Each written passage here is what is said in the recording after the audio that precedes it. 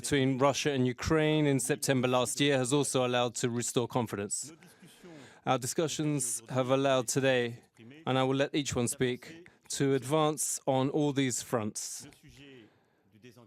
The subject of disengagement of prisoners, the clarification of the ceasefire, an agenda that is also about the confidence in the evolution of the politics of the following months. We've also spoken about the work by our foreign ministers and diplomats for the following 4 months, consisting of working for the conditions to allow the security and political conditions for local elections, with the objective of, in the next 4 months, having a new Normandy summit to achieve this work. Each will now speak,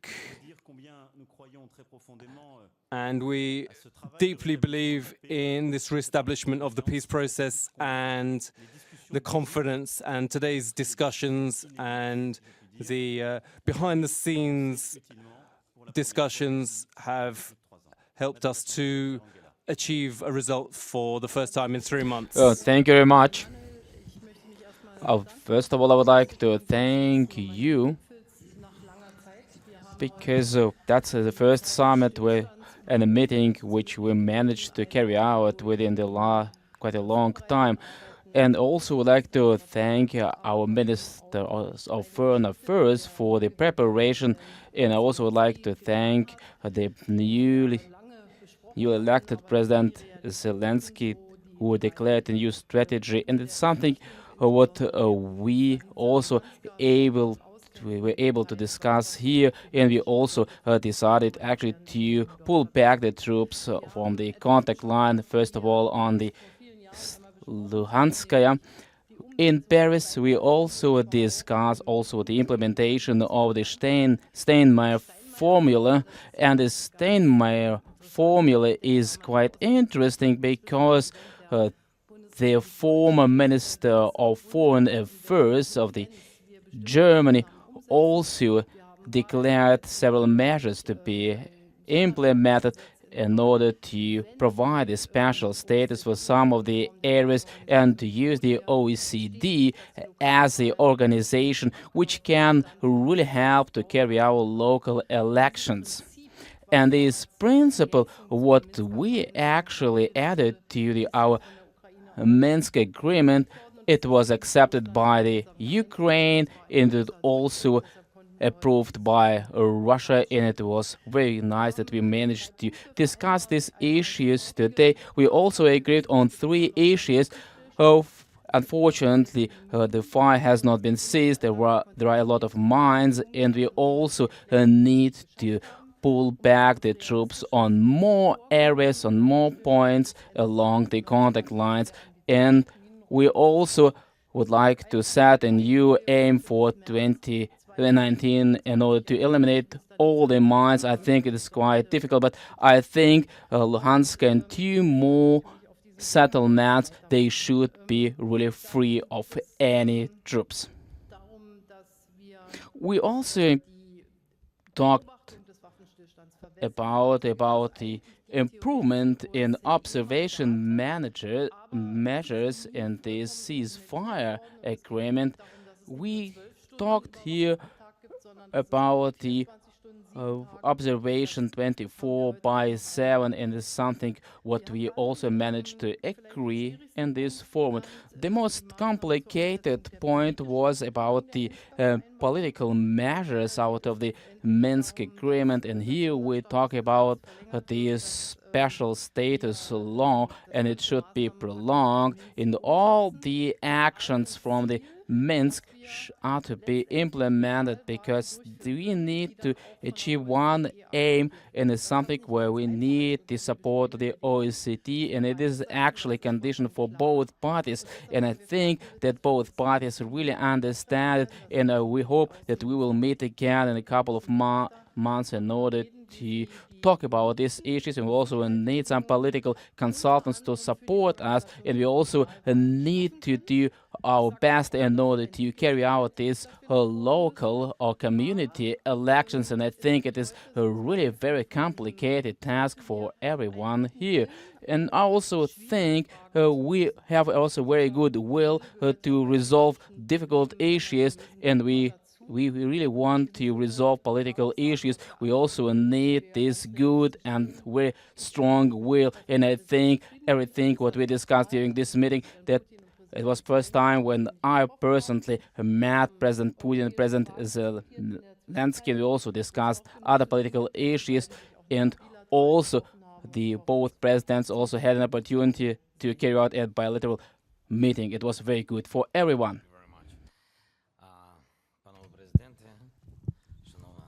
Mr. President, Ms. Merkel, ladies and gentlemen, dear journalists and dear Ukrainians, just we had a meeting in the Normandy format. It was dedicated to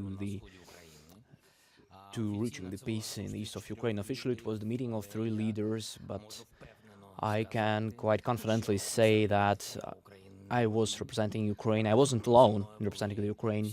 Together with me, there were all the Ukrainians, and I felt their support. Together with me, there was the truth, the wish for justice and peace in my homeland. Today, it took quite a while. It took us quite a while, but everything was quite specific and everything was quite important. It was important not only to talk about all the matters, all the issues, but also have an agreement about specific steps and terms of how to implement it, and for all the countries to agree on steps of implementation. It was said that the complex solution of all the matters, the most important thing that we had to agree upon was the safety in the east of Ukraine, and only if the safety was reached, only after that political issues might be solved.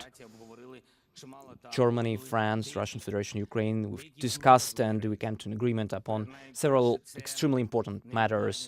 First of all, specific steps to stabilize the safety situation in the east of Ukraine, which is full, complete ceasefire in the east of Ukraine, which must start before the end of 2019.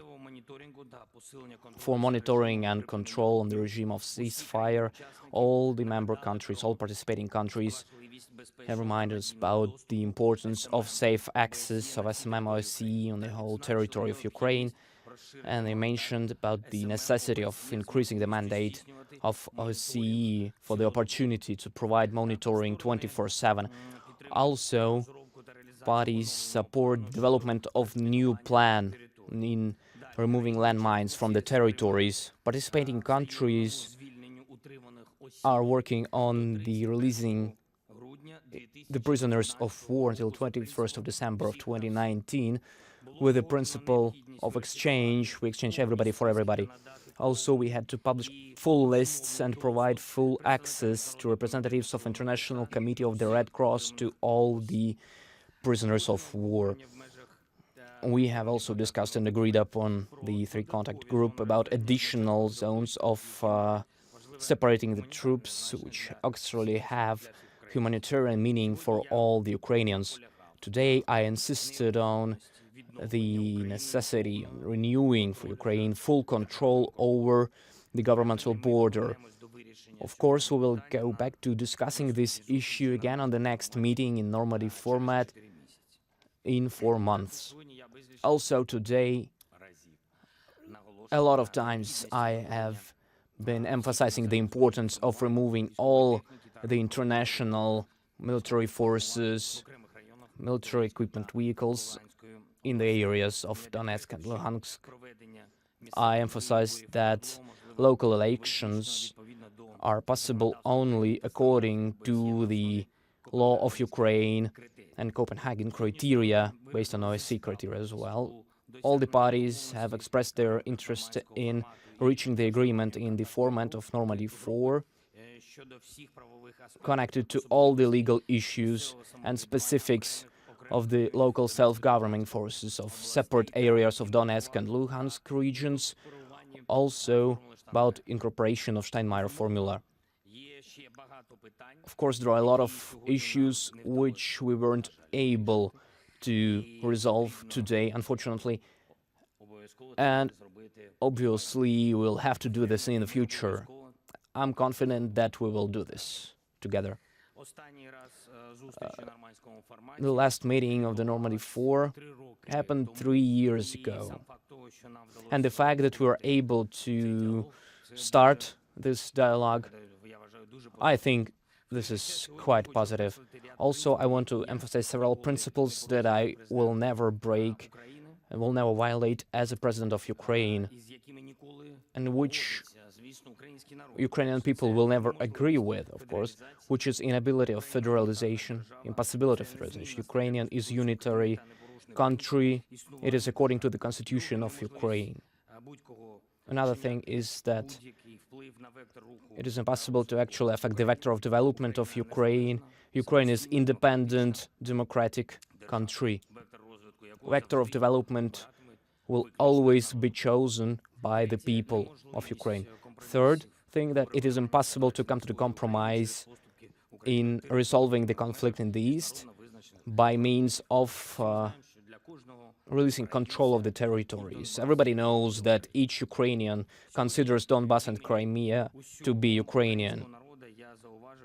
Today, from the name of all the people of Ukraine, I mentioned that Ukrainians have the right to believe the words and promises, and we really have true hope that all the agreements will be followed, and we all understand that specific moves and specific steps will be the proof of us providing the peace. From our part, we are ready to actually follow all the agreements, but this is the two-way street. Thank you, everybody.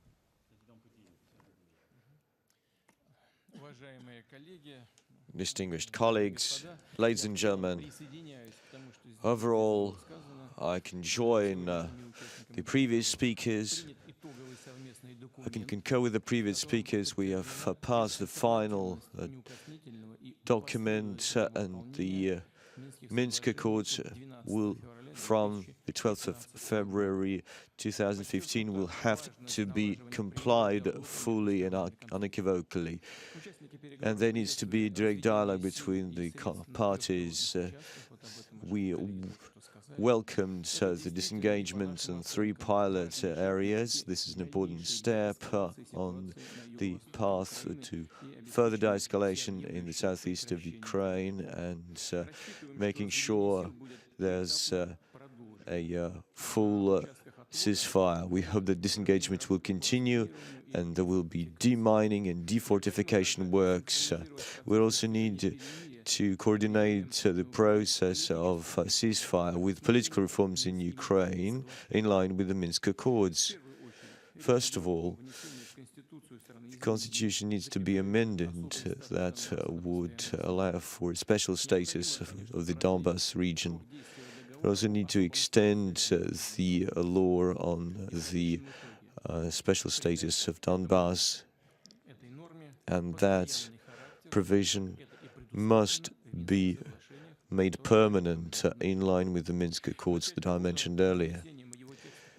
We need to start work to introduce adjustments and amendments related to the Steinmeier formula, and other commitments need to be delivered on. The amnesty and the ban on the persecution of those who fought in the southeast. We need to ensure that there is an all-for-all exchange of prisoners. We also need to increase the number of checkpoints and crossings on the disengagement line. We need to make sure there are no more hour-long queues so that thousands of ordinary people who live in that area can easily pass that area. We've been talking about major projects, about humanitarian aid. Let's not forget about ordinary people who reside there. All of our arrangements need to improve their lives, not tomorrow, but today. But eventually, I believe, and that's our assessment, is that this has been very fruitful work. I'd like to thank President Macron for his initiative and the German Chancellor for putting so much focus on it, although it's not part of their mandate.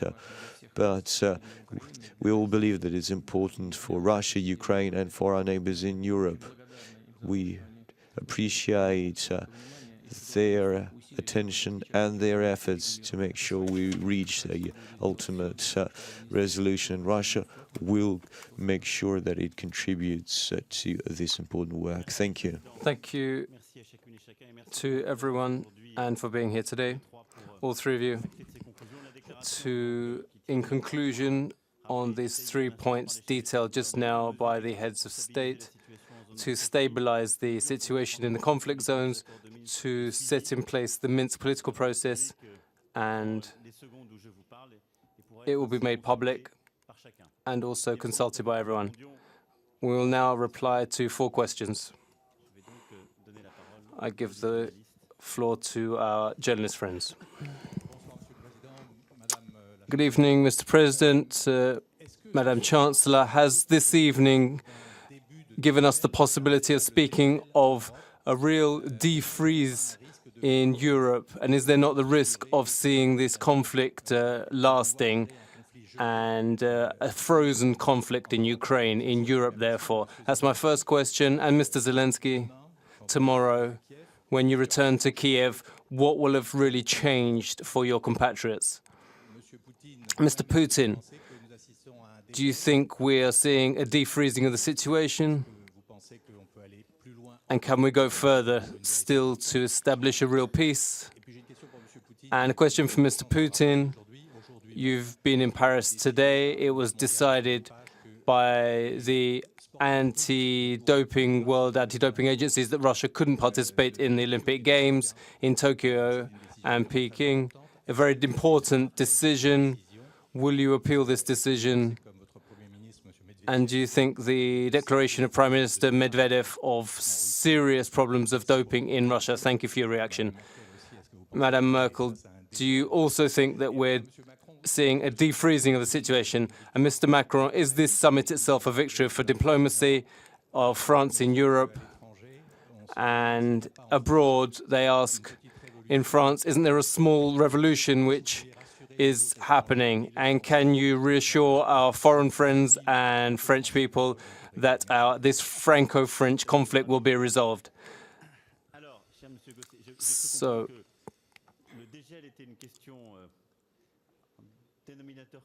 the defreezing seems to be a common denominator for all sides. Mr. Putin and Zelensky had more specific questions. On the question of defreezing, this is not a frozen situation, given the number of victims that we see every day, every week.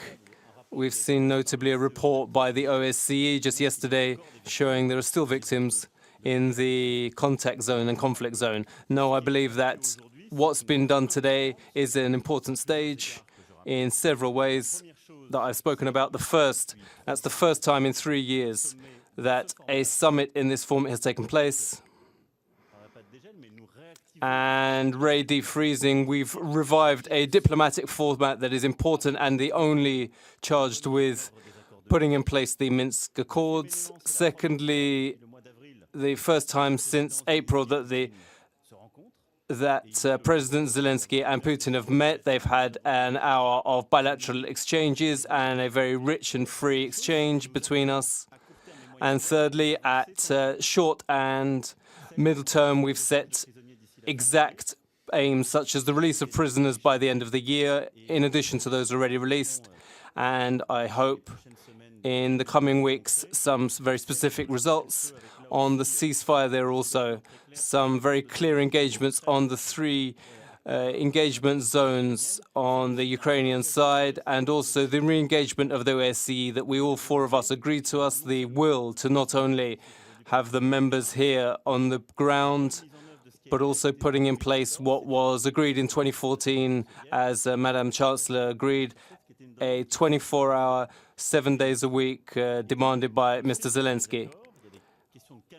Some calendar events that we need to achieve, a very long discussion about them, but today's discussion has allowed us to give us 4 months to articulate the political and security issues to resolve this issue.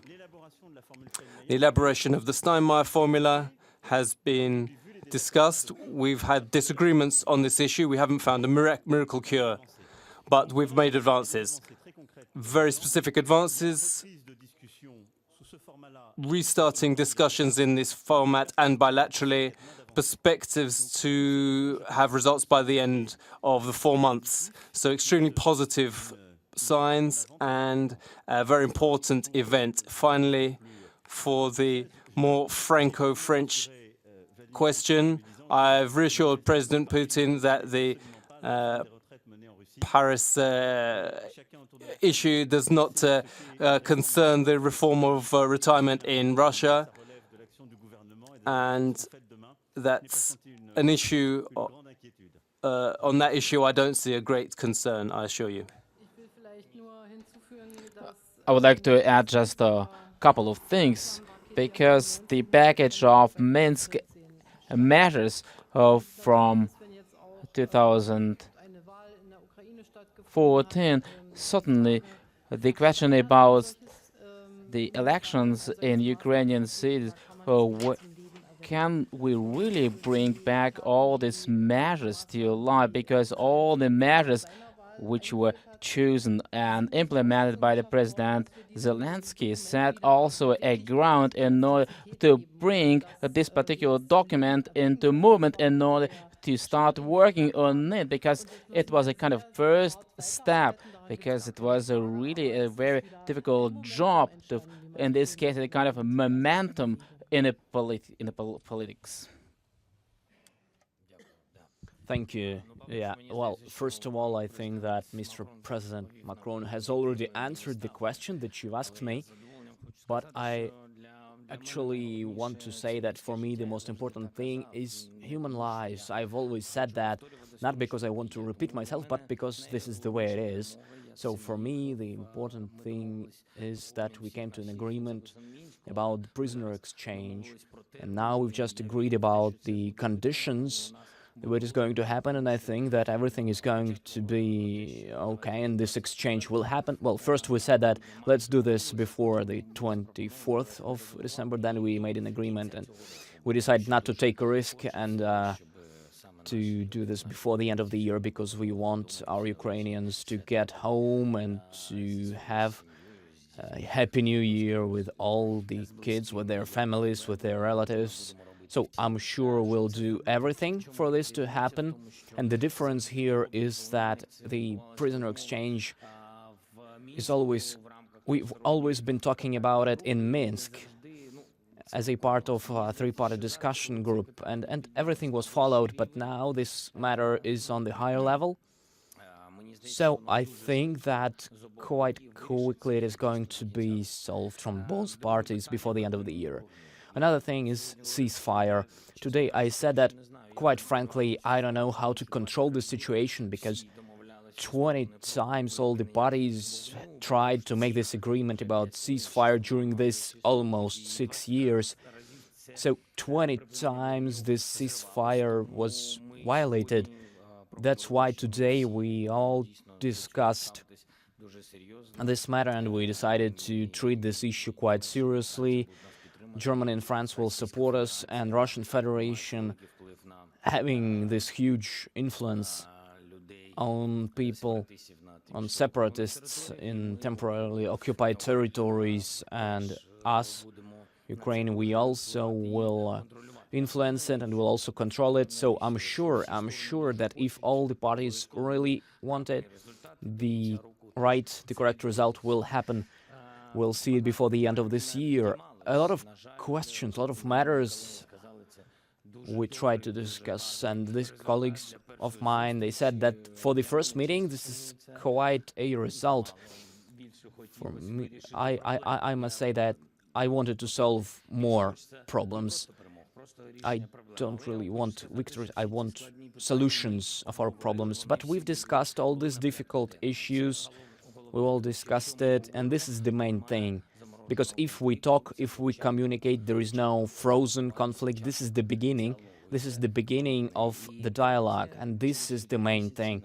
And the third thing, that in 4 months we will probably meet again, and according to the results of the tasks that we've completed, the tasks that have been discussed today, in 4 months we'll discuss other matters. And fifth thing is that I actually really want to come back to Kiev because I'm missing it. Thank you.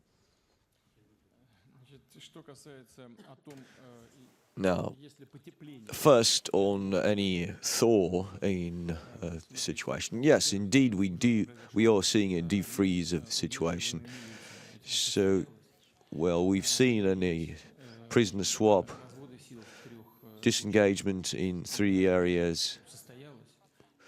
That's been a success. We're now meeting as part of the Normandy 4 format. We've discussed a range of important issues. We've achieved progress on some of them. So all of this is evidence that we're moving in the right way. As for Russia's stance, as I said in my introductory remarks, Russia will do everything possible to make sure that all the issues would be resolved and the crisis would be over. But once again, I'd like to emphasize that the parties need to have direct dialogue. None of the conflicts in the world has been ever resolved without direct dialogue between the parties. Now, on Wada's decision, whether Russia will appeal the decision, first of all, we need to study this decision.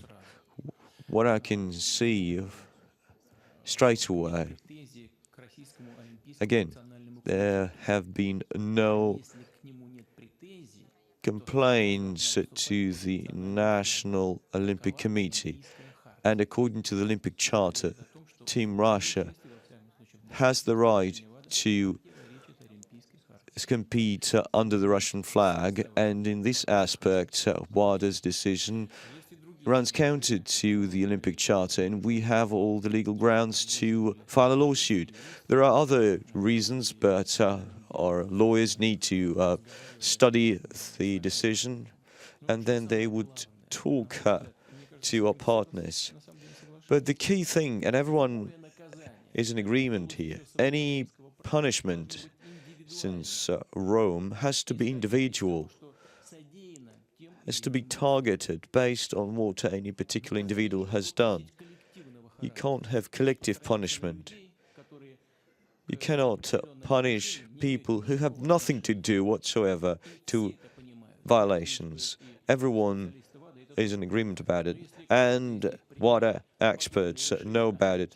But if they are taking such a decision, we believe that it's not care about clean athletes. It's just political bias that have nothing to do with the Olympic movement and sports.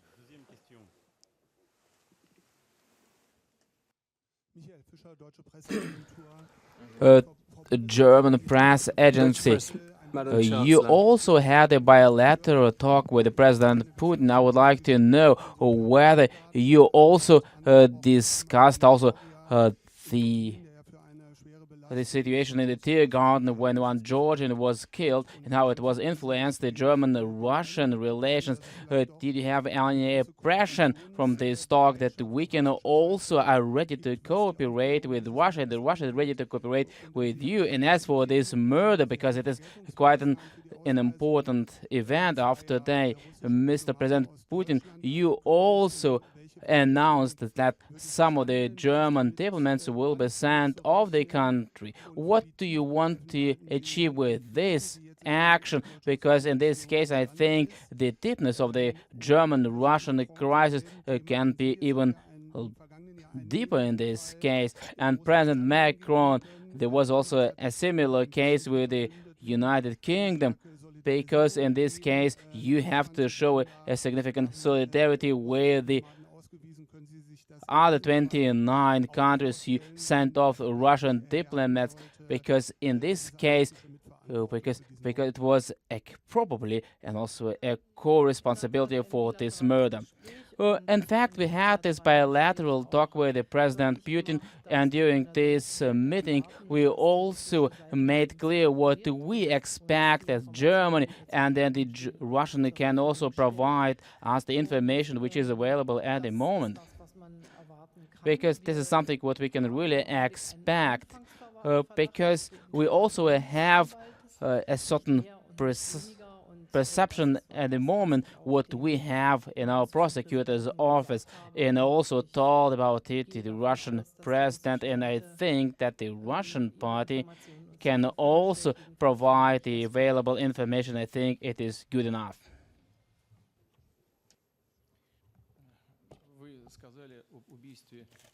Now you said Georgians were killed. No, this is not quite correct. I know that a man died in Berlin. It's not just a Georgian.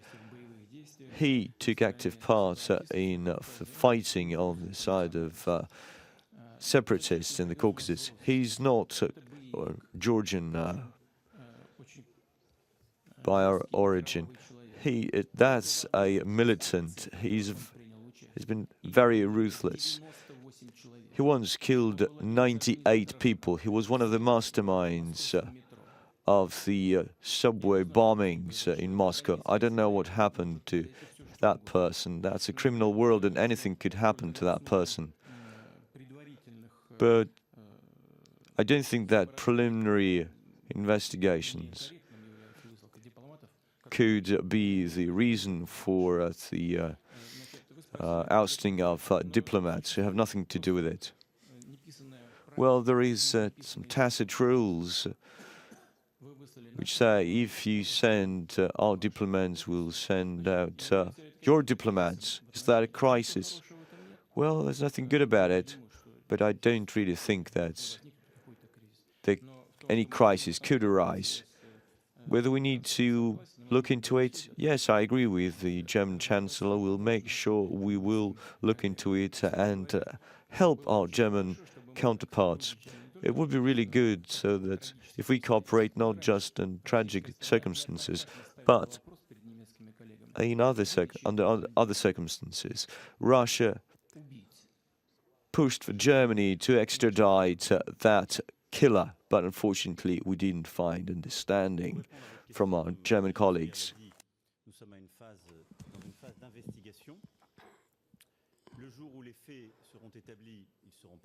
Talking about the investigation, the day and time will be shared. If solidarity is called for, it will be effective. France will meet its obligations. Take the third question.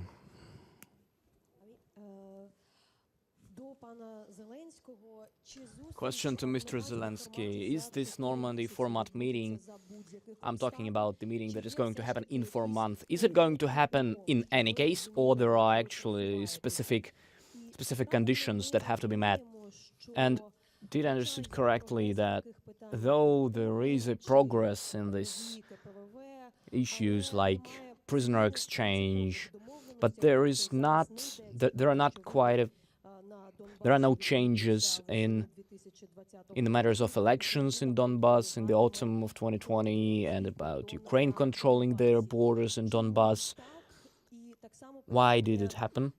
Why is it so?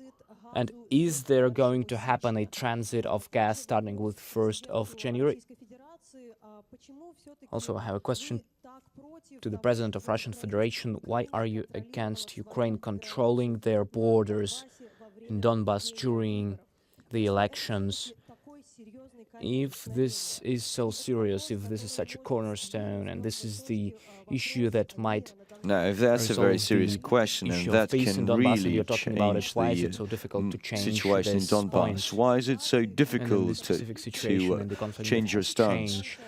Will you further explain? How do you explain that you need to protect the Russian-speaking people? Having Russian-speaking well, we have Russian-speaking president in Ukraine, and he's supported, including in the southeast.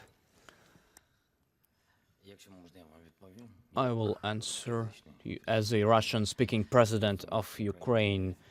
Well, Speaking I'm a Russian in Russian-speaking Ukraine, we are president. We live in Ukrainians, we know Ukraine, that and people we know can people can speak speak Russian, both people can the speak Russian and Ukrainian. Ukrainian language. Today, I've mentioned to the President of I Russian told Federation it is not forbidden. my Russian And counterparts now that I it's not actually banned, emphasize this, and I can and continue, I could continue in Russian in Russian. and in English. And everyone speaks Quite a few people speak English. English too. You understand me? So I wanted to say that As for I wanted to talk about future conditions. There are no There are conditions no for the next meeting. preconditions for the next meeting. Today's meeting, Or the meeting that sentiment happened today, it was really It's important. as follows. This It was meeting a was long difficult. one, it was a took a long challenging one. time, and the But atmosphere it's was positive, more positive, to be honest. frankly speaking. That's So why in 4 months in we 4 have this months opportunity we'll to have an continue opportunity this to discussion discuss and see the progress. results.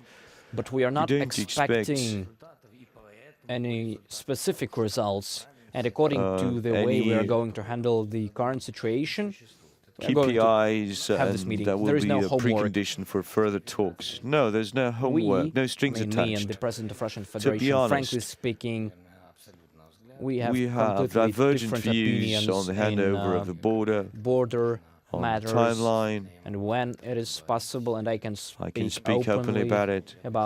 The President of The Russian Russian Federation will president will answer respond this question to the after question me. He will emphasize me. it.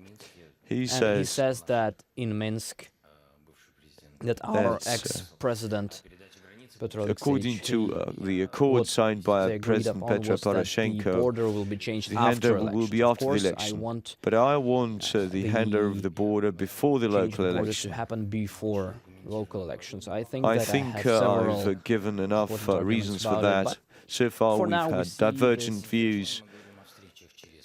But again, it's not a coincidence that we'll have another meeting in several months. And this meeting of 4 leaders will are bound to find a solution. We must find a solution. Otherwise, we'd be gridlocked. Anything else you asked? Gas. Now, on the natural gas arrangements, we had a meeting. We didn't discuss the transit of gas, but during our bilateral meeting, we did talk about the issue of gas transit. This big practice. We have this two-way meeting when we had 7 people actually on both sides of us. We discussed it anyway. We started to discuss it anyway. I think that we have unblocked this issue. We have started to communicate about it, and we are going to discuss the possibility, the format, the volume, the details of this agreement of gas transit, because it is extremely important for everybody, for Ukraine, for the safety of Europe in terms of energy. So I think we have quite good steps in there. Did I answer all the questions? I don't remember. Elections, local elections. Yeah, we also discussed it. This matter, we'll talk about it. We'll be discussing it on the level of 3-party group. We'll talk about the possible ways of conducting this election. So in 4 meetings, in 4 months, in the next meeting, we'll find certain options. This issue is extremely difficult. So you asked me, I'll answer to you frankly, 2 issues that were the most difficult for us are elections and the border. Thank you. Do you remember there is a rhyme well known in Russia? We have natural gas that feeds our burners. What about you? You might have it as well if we agreed. It might be 25% cheaper than the price that's paid by the end consumer. I'm referring to industrial consumers, because definitely there are subsidies for end consumers who are households, and we cannot give discounts for a price for households. Well, that's our economic rationale. Now, on the border, we do have divergent views. Our position is very simple. We want the Minsk Accords to be complied with. Just read what the Minsk Accords say.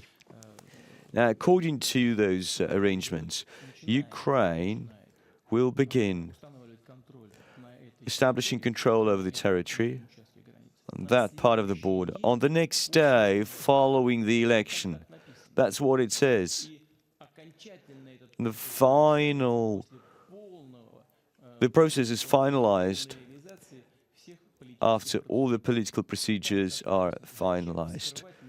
Why do we need to undermine and rewrite the Minsk Accords? Every provision follows the other. If we change one provision, one item, then we'll disrupt the situation, disrupt the process, will create chaos. This is our rationale. I think it's quite justified. Now, on the Russian-speaking population, we definitely want the Russian-speaking population, not just in the Donbas region, but elsewhere in Ukraine, to enjoy equal democratic rights. 38% of Ukrainians think they are Russian-speaking, and all Russian schools will switch to the Ukrainian language starting from next year. From what I know, if you take Hungarian schools, Polish schools, will only switch to the Ukrainian language starting from 2023, as if there are more Hungarians in Ukraine than Russians. Well, that does raise a question mark, and we don't have an answer to that.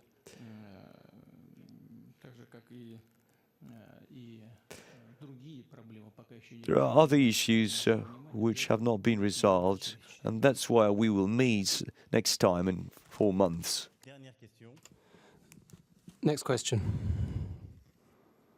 Добрый вечер. РИА Новости, Илона Руднева.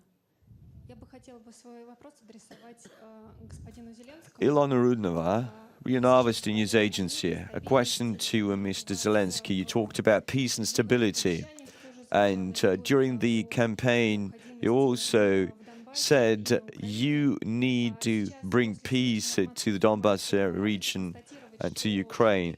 Now, following this meeting, do you think that the steps on the path to peace have been made? And one clarification on the peaceful settlement. If there's any plan for peace, are you ready to be engaged in direct contact with the self-proclaimed republics? And I also have a question to President Putin. You said that the Minsk Accords are the bedrock of any future settlement, but right now the German Chancellor said that the Minsk Accords are flexible. So, still, is the other Minsk Accords unchanged? Well, any arrangement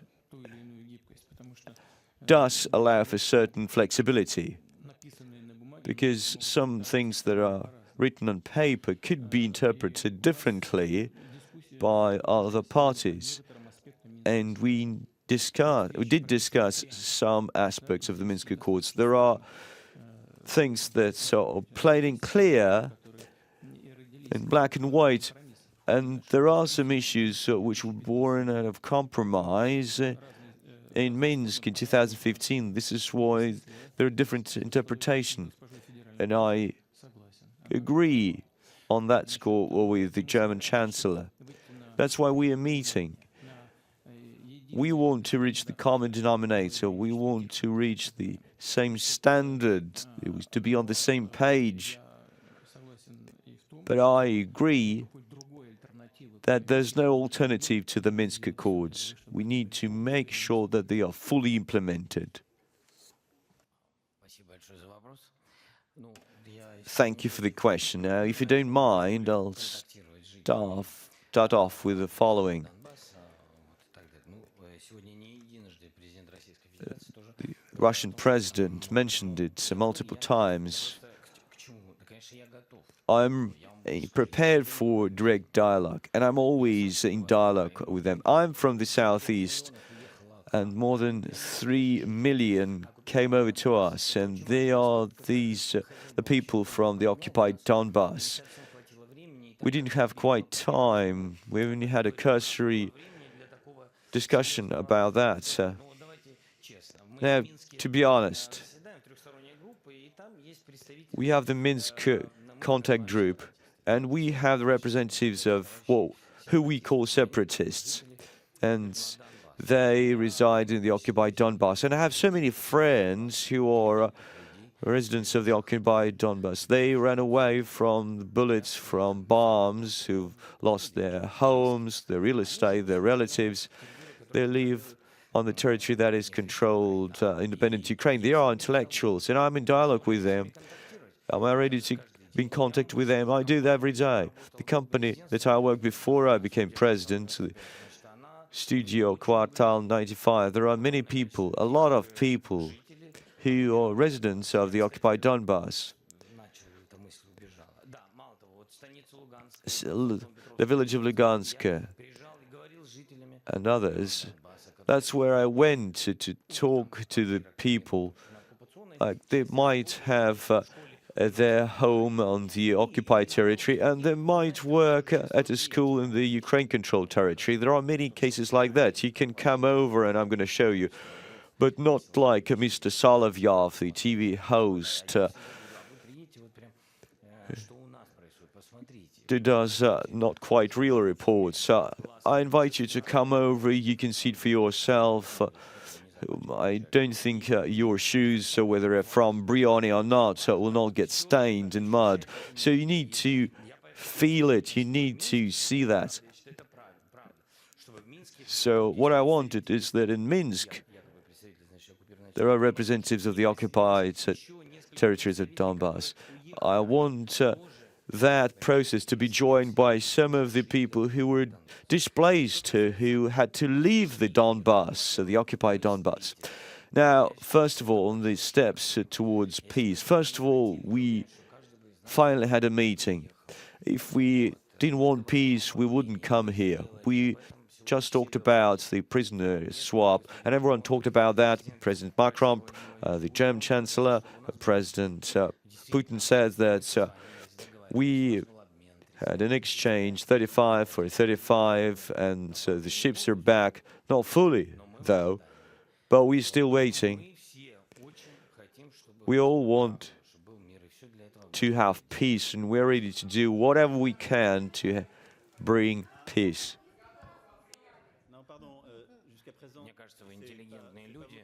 I think you're intelligent people not to interrupt. Let the president finish.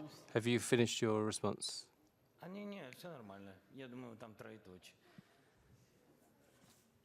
Well, it's fine. It's just it's an invitation to everyone. I invite all of you. Do you have any issues when crossing the border?